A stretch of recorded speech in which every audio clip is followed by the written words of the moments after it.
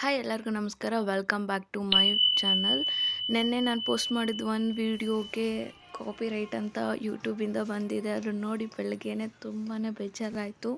ನಾನು ವಿಡಿಯೋದಲ್ಲಿ ಸರ್ಚ್ ಮಾಡಿದೆ ಎಲ್ಲಿ ಮಿಸ್ಟೇಕ್ ಆಯಿತು,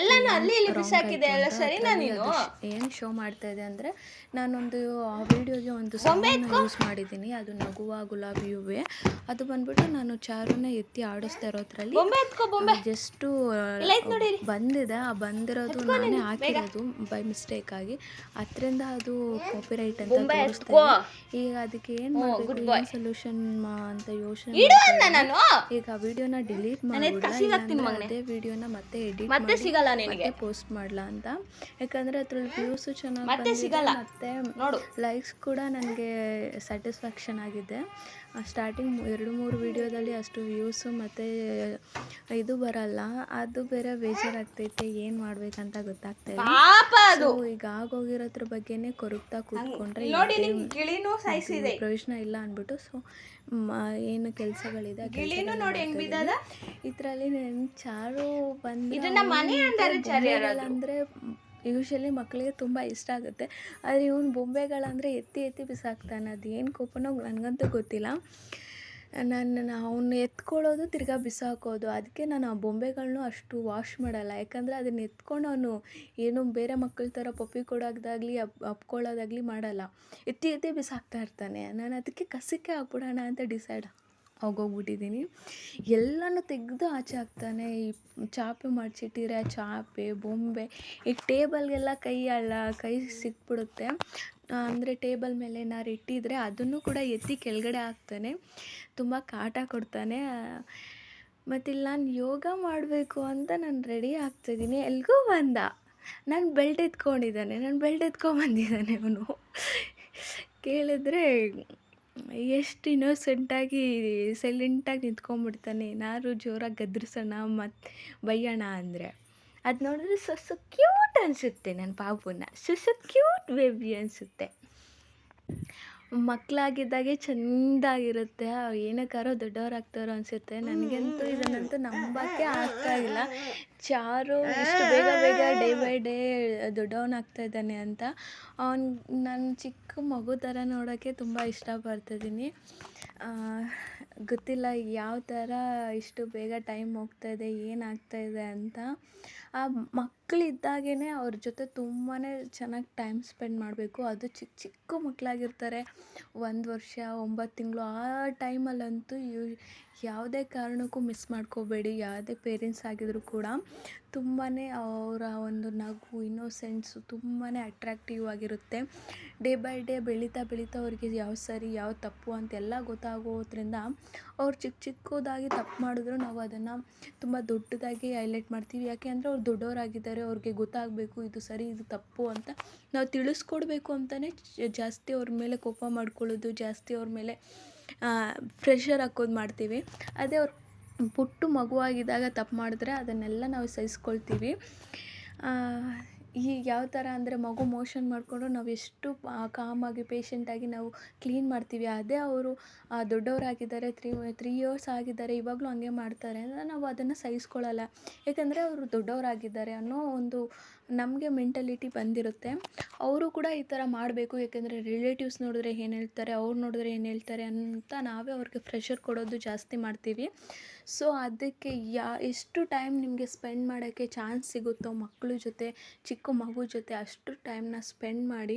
ಅದು ಹೇಳ್ಬೇಕಂದ್ರೆ ಕ್ವಾಲಿಟಿ ಟೈಮ್ಸ್ ಆಗಿರುತ್ತೆ. ನೀವೇನೇ ಕೆಲಸ ಮಾಡಿದ್ರೂ ಮಕ್ಕಳನ್ನ ಅದರ ಜೊತೆ ಎಂಗೇಜ್ ಮಾಡಿಕೊಂಡ್ರೆ ತುಂಬಾ ಖುಷಿ ಸಿಗುತ್ತೆ. ಈ ಖುಷಿನ ನೀವು ದೊಡ್ಡ ರಿಮೆಂಬರ್ ಮಾಡ್ಕೋಬೇಕು.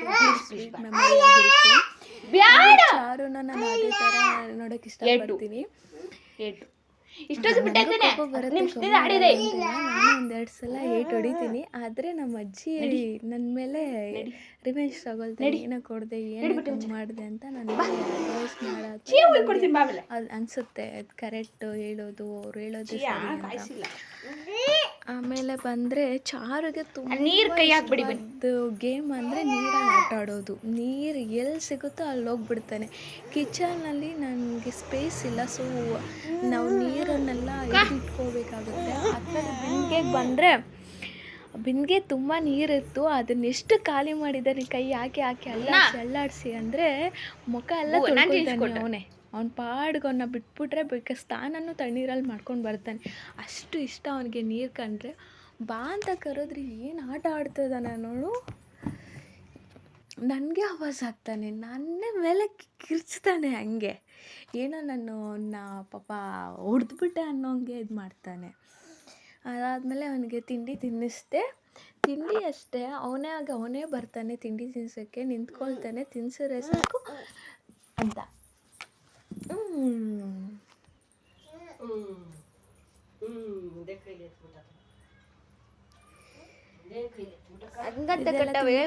ಆಮೇಲೆಲ್ಲ ಸ್ವಲ್ಪ ಮನೆ ಕೆಲಸ ಮಾಡಿಕೊಂಡು ಅವನಿಗೆ ಸ್ನಾನ ಮಾಡಿಸ್ಬೇಕಾಗಿತ್ತು, ಯಾಕಂದರೆ ಫುಲ್ ಬಟ್ಟೆ ಎಲ್ಲ ತ್ಯಾವ ಮಾಡ್ಕೊಂಡು.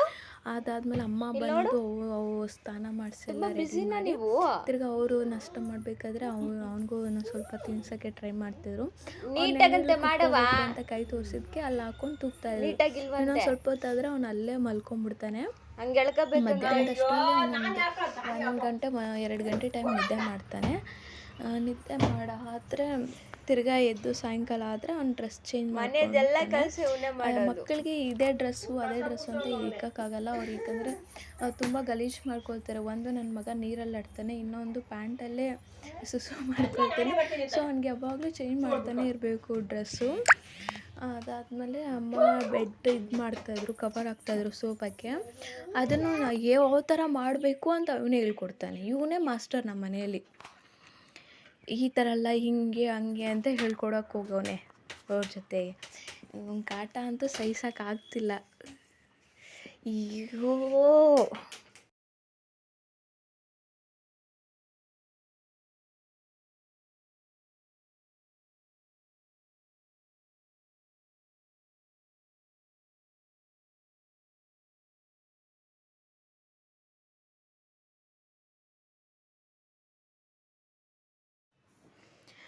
ಈ ವಿಡಿಯೋನ ಬಂದುಬಿಟ್ಟು ಟ್ರೈಪಾಡ್ ಪರ್ಚೇಸ್ ಮಾಡಾದಮೇಲೆ ನಾನು ಶೂಟ್ ಮಾಡಿದ್ದು. ಟ್ರೈಪಾಡ್ ನಾನು ಎಲ್ಲಿ ಪರ್ಚೇಸ್ ಮಾಡಿದೆ ಅಂದರೆ ಮೀಶೋಯಿಂದನೇ ಬೈ ಮಾಡಿದೆ. ಅದು ಪ್ರೈಸ್ ಬಂದು 400 ಇಲ್ಲ 500 ಒಳಗಡೆನೇ ನನಗೆ ಸಿಕ್ತು, ಆಫರ್ ಇದ್ದಿದ್ದರಿಂದ. ಸೊ ಟ್ರೈಪಾಡ್ ಯೂಸ್ ಮಾಡಿದ್ರೆ ರಿಂಗ್ ಲೈಟಲ್ಲಿ ಆನ್ ಇರುತ್ತೆ. ಸೊ ಅದು ಬೆಳಕು ಬ್ರೈಟ್ನೆಸ್ ಇರೋದ್ರಿಂದ ಬ್ಯಾಂಗಲ್ಸ್ ತುಂಬಾ ಚೆನ್ನಾಗಿ ಅಟ್ರಾಕ್ಟಿವ್ ಆಗಿ ಕಾಣಿಸುತ್ತೆ. ಮತ್ತು ನಾವು ಮೇಕಿಂಗ್ ವೀಡಿಯೋಸ್ ಏನಾದ್ರು ಮಾಡಿದ್ರೂ ಕೂಡ ಟ್ರೈಪಾಡ್ ಆರಾಮಾಗಿ ನಿಲ್ಲಿಸ್ಬಿಟ್ಟು ನಮ್ಮ ಪಾಡಿಗೆ ನಾವು ವೀಡಿಯೋಸ್ ಮಾಡ್ತಾಯಿದ್ರೆ ಅದ್ರ ಪಾಡಿಗೆ ಅದು ರೆಕಾರ್ಡ್ ಆಗ್ತಾ ಇರುತ್ತೆ. ನಾವು ಸೆಟ್ಟಿಂಗ್ ಮಾಡಿ ಬಿಟ್ಬಿಟ್ರೆ ಸಾಕು, ಅದೇನು ಶೇಕ್ ಆಗೋದಿಲ್ಲ. ತುಂಬಾ ಹೆಲ್ಪ್ಫುಲ್ ಆಯಿತು ನನಗಂತೂ. ನಾನು ಈ ಥರನೇ ವೀಡಿಯೋಸ್ನ ನಾನು ಪೋಸ್ಟ್ ಮಾಡಬೇಕು ಅಂತಲೂ ಟ್ರೈ ಮಾಡ್ತಾಯಿದ್ದೀನಿ. ಅದರಲ್ಲಿ ಇದೊಂದು ಸುಮ್ಮನೆ ಟ್ರಯಲ್ ಮಾಡಿ ನೋಡಿದೆ. ಆದರೆ ನೋಡಾದಮೇಲೆ ತುಂಬ ಇಷ್ಟ ಆಯಿತು, ಯಾಕಂದರೆ ನಾನು ಮಾಡ್ತಿರೋದು ಎಲ್ಲನೂ ಕ್ಲಿಯರಾಗಿ ಕಾಣಿಸ್ತಾ ಇದೆ. ಏನೇನು ಥರ ಸ್ಟೋನ್ ಹಾಕ್ತಾಯಿದ್ದೀನಿ ಅದೆಲ್ಲನೂ ವಿಡಿಯೋದಲ್ಲಿ ನೀವೇ ನೋಡ್ತಾ ಇದ್ದೀರಾ. ತುಂಬಾ ವ್ಯೂ ಚೆನ್ನಾಗಿ ಬರ್ತಾಯಿದೆ. ಆದ್ದರಿಂದ ನಾನು ಅಂದ್ಕೊಂಡೆ ಈ ಥರ ಮೇಕಿಂಗ್ ವೀಡಿಯೋಸ್ನ ನಾನು ನೆಕ್ಸ್ಟು ಶುರು ಮಾಡೋಣ ಅಂತ. ಏಕೆಂದರೆ ತುಂಬ ಜನ ಏನಿರ್ತಾರೆ, ಕಾಲೇಜ್ಗೆ ಹೋಗೋರು, ಸ್ಕೂಲ್ಗೆ ಹೋಗೋರು, ಅವ್ರಿಗೆ ಈ ಥರನ ಕಲಿಬೇಕು, ಕ್ರಾಫ್ಟ್ ಥರ ಅವರು ಪ್ರಾಕ್ಟೀಸ್ ಮಾಡಬೇಕು ಅಂತ ಯೂಶ್ವಲಿ ಟ್ರೈ ಮಾಡ್ತಾರೆ. ಸೊ ಅವ್ರಿಗೆ ಕೂಡ ಹೆಲ್ಪ್ ಆಗುತ್ತೆ. ಮತ್ತು ಯಾವ್ದಾದ್ರು ಸಿಂಪಲ್ ಫಂಕ್ಷನ್ ಏನಾದ್ರು ಇದ್ದರೆ ಅಂದರೆ ಸಡನ್ನಾಗಿ ನಮಗೆ ಯಾವುದು ಸ್ಯಾರಿಗೆ ಬ್ಯಾಂಗಲ್ ಸಿಕ್ಕಿಲ್ಲ ಅಂದರೆ ನಾವು ಸಿಲ್ಕ್ ಥ್ರೆಡ್ಡನ್ನ ಮನೇಲಿ ಹೇಗಿದ್ದರೂ ಇದ್ದೇ ಇರುತ್ತೆ. ಸೊ ಸೀರೆಗೆ ತಕ್ಕಂಥ ಕಲರ್ನ ನಾವು ಬೇಗ ಓಲ್ಡ್ ಬ್ಯಾಂಗಲ್ಸ್ಗೆ ಸುತ್ತಿಬಿಟ್ಟು ಅದಕ್ಕೆ ಸ್ಟೋನ್ ಇಟ್ಕೊಂಡ್ರೆ ಈಸಿಯಾಗಿ ಮುಗಿದೋಗುತ್ತೆ. ಇದಕ್ಕೆ ಏನು ಹೆವಿಯಾಗಿ ಕಾಸು ಕೂಡ ನಾವು ಖರ್ಚು ಮಾಡಬೇಕು ಅಂತ ಏನಿಲ್ಲ. ಸಿಲ್ಕ್ ಥ್ರೆಡ್ಡು ತುಂಬಾ ಕಡಿಮೆ ರೇಟಲ್ಲೇ ಸಿಗುತ್ತೆ. ಮತ್ತು ಗ್ಲೂ ಕೂಡ ಒಂದು 15 ರೂಪೀಸ್ ಅಷ್ಟೇ. ಮತ್ತು ಸ್ಟೋನ್ ಕೂಡ ಅರೌಂಡು ಒಂದು 50 ರೂಪೀಸ್ ಒಳಗಡೆ ನಿಮಗೆ ಇಷ್ಟವಾಗಿದ್ದ ಸ್ಟೋನ್ಸ್ ಎಲ್ಲ ಪರ್ಚೇಸ್ ಮಾಡ್ಬೋದು. ಸೊ ನಾವು 200 ರೂಪಾಯಿ 300 ರೂಪಾಯಿ ಕೊಟ್ಬಿಟ್ಟು ಸೆಟ್ ಬ್ಯಾಂಗಲ್ ತೊಗೊಳ್ತೀವಿ. ಅದನ್ನು ಯಾವಾಗಲೂ ವೇರ್ ಮಾಡಲ್ಲ, ಯಾವಾಗೋ ವೇರ್ ಮಾಡ್ತೀವಿ, ಯಾವಾಗಲೂ ಇದು ಮಾಡ್ತೀವಿ. ಸೊ ಆ ಬ್ಯಾಂಗಲ್ಸ್ ಎಲ್ಲ ನಾವು ಕಲರ್ ಶೇಡ್ ಆಯಿತು, ಇಲ್ಲಾಂದರೆ ಅದು ಲುಕ್ ಹೋಯ್ತು ಅಂದ್ಬಿಟ್ಟು ನಾವು ಎತ್ತಿ ಸ್ಟೋರ್ ಮಾಡಿಬಿಡ್ತೀವಿ. ಅದೇ ಬ್ಯಾಂಗಲ್ ತೊಗೊಂಡು ಅದೇ ಕಲರ್ ಹೋಗಿರೋ ಬ್ಯಾಂಗಲ್ಸ್ಗೆ ನಾವು ಸಿಲ್ಕ್ ಥ್ರೆಡ್ನ ರೌಂಡ್ ಮಾಡಿದ್ರೆ ಸಾಕು. ಆ ಬ್ಯಾಂಗಲ್ಲು ಒಳಗಡೆ ಇರುತ್ತೆ, ಅದು ವಿಸಿಬಲ್ ಇರೋಲ್ಲ. ಸಿಲ್ಕ್ ಥ್ರೆಡ್ ಅದ್ರ ಮೇಲೆ ಇರೋದ್ರಿಂದ ಶೈನಿಂಗ್ ಚೆನ್ನಾಗಿ ಕಾಣಿಸುತ್ತೆ. ಮತ್ತು ಇದು ಬಂದುಬಿಟ್ಟು ನಾನೇ ನನ್ನ ಕೈಗೆ ಇನ್ನೂ ನೈಲ್ ಆರ್ಟ್ ಮಾಡಿಕೊಂಡೆ. ಯೂಶ್ವಲಿ ನನಗೆ ನೈಲ್ಸ್ ತುಂಬ ಇರೋಲ್ಲ. ಆದರೆ ನಾನು ಇದನ್ನು ತುಂಬ ಕಷ್ಟಪಟ್ಟು